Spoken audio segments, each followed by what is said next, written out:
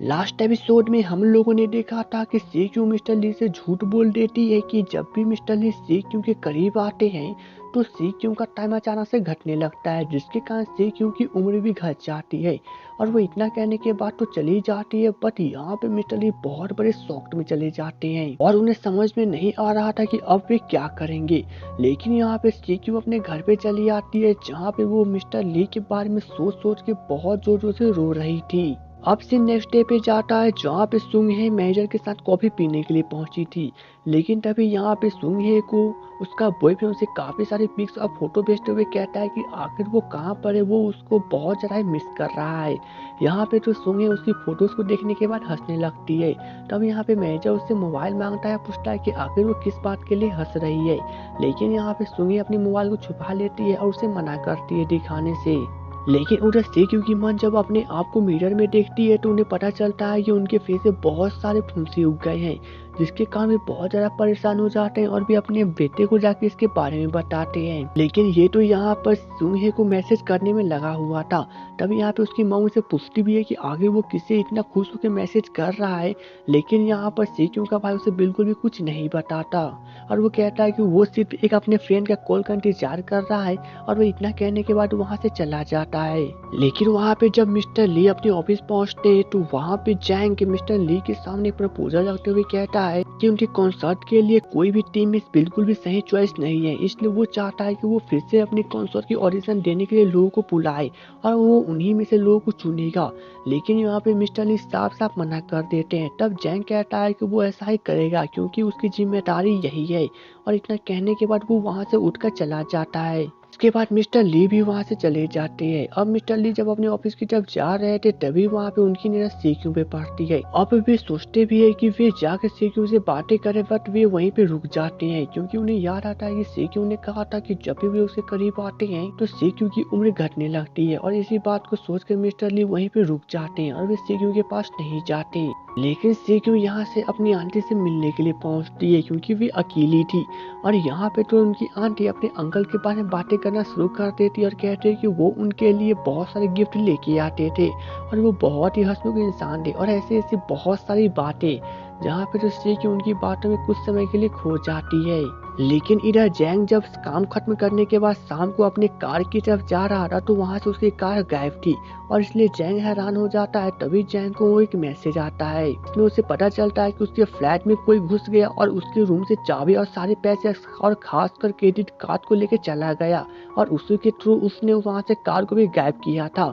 अब जैंग यह सोच के हैरान हो जाता है, लेकिन साथ में वहाँ पे उस आदमी ने अपने एड्रेस को भी भेजा था और वो कहता है कि जैंग अभी के अभी आके उससे मिले।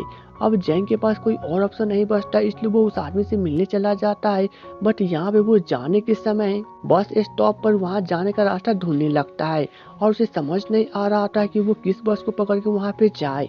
लेकिन तभी उधर से सीक्यू चली आती है और वो उससे पूछ देती है कि वो बस स्टॉप पे क्या कर रहा है क्योंकि उसके पास तो पहले से ही कार है। लेकिन यहाँ पे जैंग सीक्यू को कुछ भी नहीं बताता है और वो सीक्यू से मदद मांगते हुए कहता है कि उसे नहीं पता कि वो उस जगह पे जाने के लिए उसे कौन सी बस पकड़नी है। अब यहाँ पे सीक्यू मोबाइल में एड्रेस देखने के बाद उसे बता भी देती है, बट यहाँ पे वो रास्ता काफी लंबा चौड़ा था और जैंग के पास पैसे बिल्कुल भी नहीं थे, इसलिए जैंग सीक्यू से $20 उधार मांगता है। अब सीक्यू कुछ समय के लिए तो खामोश हो जाती है क्योंकि जैंग तो खुद ही बहुत ज्यादा अमीर है और उसकी सैलरी भी बहुत हाई है। लेकिन यहाँ पे जैंग के पैसे मांगने पर सीक्यू उसे पैसे दे भी देती है। अब यहाँ पे जैंग उस आदमी से मिलने के लिए पहुंचता है, बट वहाँ पे उसे पता चलता है कि वो तो उसका एक रिलेटिव है। अब इसके बाद यहाँ पे क्या था, वो आदमी उसे कहता है कि वो उसे कोई भी कार या फिर कोई भी सामान नहीं देगा क्योंकि उसे ऊपर से ऑर्डर आया है और इसलिए वो उसे कुछ भी नहीं दे सकता। अब जैंग उसे कहता भी है कि वो उसे सब कुछ दे दे क्योंकि वह उसकी जो कोई भी काम होगा जैंग उसे कर देगा। लेकिन यहाँ पे यह आदमी कहता है कि वो उसे कोई भी सामान नहीं देगा, अगर उसे यहाँ से जाना है तो वो जा सकता है। अब यहाँ पे जैंग तो खुद खामोश हो जाता है क्योंकि उसे कुछ भी समझ में नहीं आ रहा था ये चल क्या रहा है। लेकिन यहाँ पे जैंग भी अब जा भी नहीं सकता था क्योंकि उसके पास जाने तक के पैसे नहीं थे और ना ही कोई क्रेडिट कार्ड था। अब यहाँ पे जैंग को न चाहते हुए वहाँ पे रुकना पड़ता है। लेकिन इधर सीक्यू जब अपने घर की ओर जा रहे थे तभी उसकी मुलाकात रास्ते में मिस्टर ली से हो जाती है।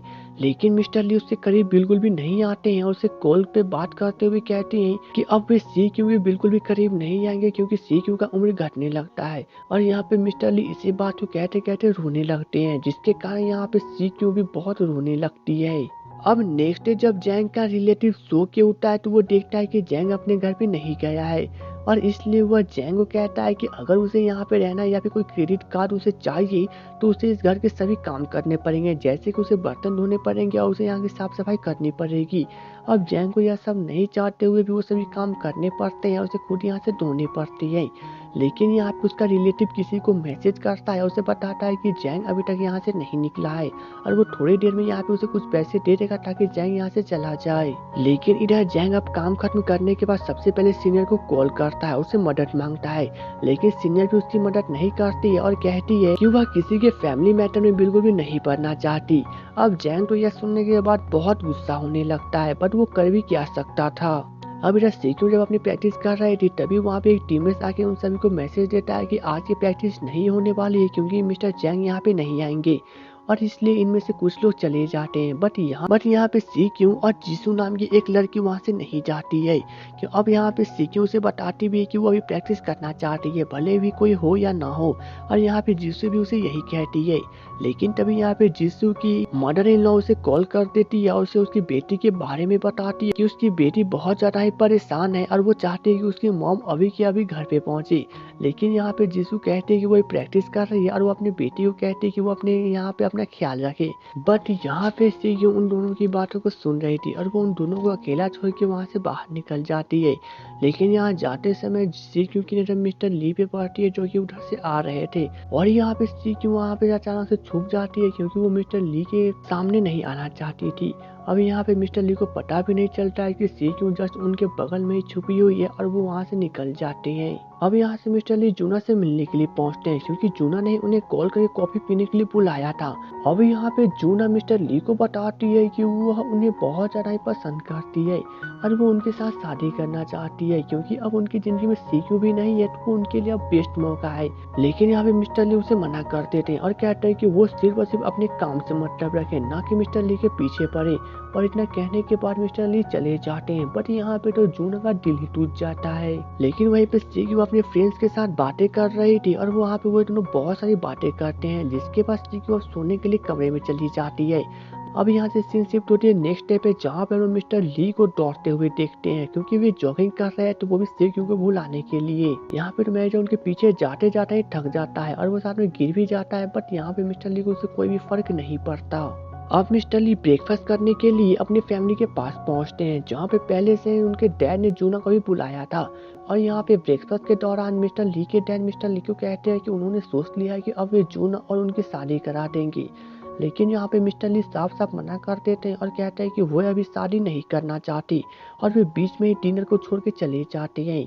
अब यह देखने के बाद जूना भी मिस्टर ली के पीछे जाती है जहाँ पे वो मिस्टर ली को रोकती हुई पूछती है कि आखिर वो शादी क्यों नहीं करना चाहता। बट यहाँ पे मिस्टर ली उसके ऊपर चिल्लाते हुए कहने लगते हैं कि उन्होंने पहले ही कह दिया कि वो भी शादी नहीं करना चाहते, इसलिए कोई भी उनके साथ जबरदस्ती ना करे।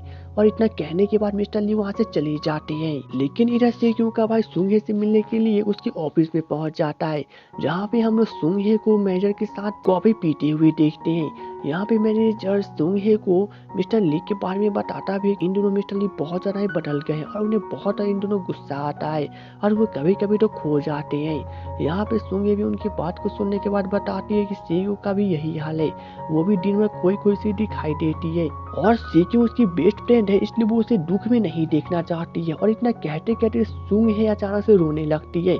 अब यहाँ पे मैनेजर भी परेशान हो जाता है कि अचानक से सुंघे को क्या हो गया है और वो उसे चुप कराने की कोशिश करता है। बट तभी उधर से सीक्यू का भाई चला आता है और वो उससे पूछ देता है कि वो अचानक से क्यों रो रही है।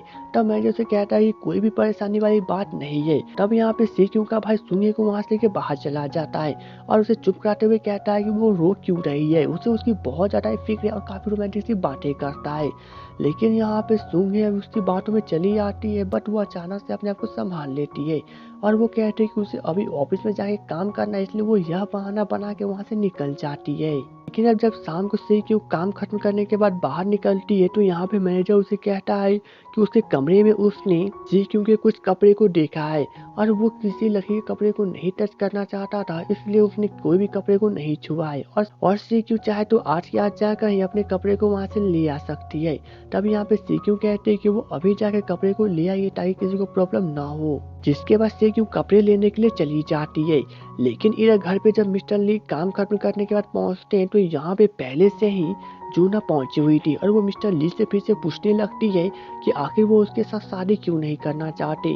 बट यहाँ पे जूना रोने लगती है और कहने लगती है कि वो मिस्टर ली को पसंद करती है और वो उनके साथ ही लाइफ स्पेंड करना चाहती है और वो हमेशा से मिस्टर ली के लिए इंतजार करती है या आखिर उसे कितना इंतजार करना पड़ेगा।